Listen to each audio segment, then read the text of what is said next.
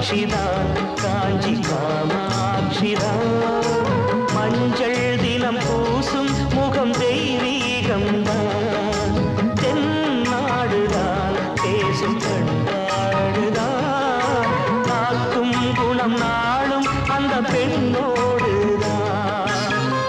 அவள்தான் என்னோடுதான் மாலைதான் சூட